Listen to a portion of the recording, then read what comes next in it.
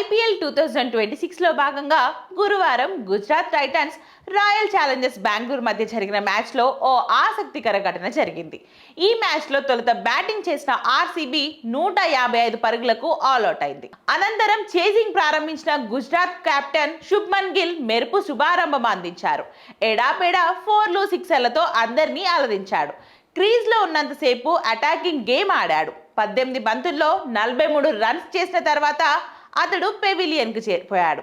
అయితే ఈ మ్యాచ్లో శుభ్మన్ గిల్ అవుట్ అయిన తర్వాత విరాట్ కోహ్లీ చేసుకున్న సెలబ్రేషన్స్ నెట్టింట వైరల్గా మారాయి. గిల్ వికెట్ తీసిన తర్వాత విరాట్ కోహ్లీ గట్టిగా అరుస్తూ బంతిని నేలకేసి కొట్టి సంబరాలు చేసుకున్నాడు. ఇందుకు సంబంధించిన వీడియో సోషల్ మీడియాలో వైరల్గా మారింది. ఇక ఈ మ్యాచ్ విషయానికి వస్తే ఈ మ్యాచ్లో తొలుత బ్యాటింగ్ చేసిన ఆర్సీబీ 19.2 ఓవర్లలో 155 పరుగులకు ఆల్అౌట్ అయింది. అనంతరం గుజరాత్ టైటన్స్ 15.5 ఓవర్లలో 6 వికెట్లు కోల్పోయి లక్ష్యాన్ని ఛేదించింది. అయితే మ్యాచ్ సమయంలో ఆర్సీబీ కెప్టెన్ రజత్ పటిదర్ ఇచ్చిన క్యాచ్ ను జేసన్ హోల్డర్ పట్టాడు. ఈ క్యాచ్ క్లియర్ క్యాచ్ కాదని, బంతి నేలకు తాకిందని విరాట్ కోహ్లీ 4th అంపైర్తో వాగ్వాదానికి దిగారు.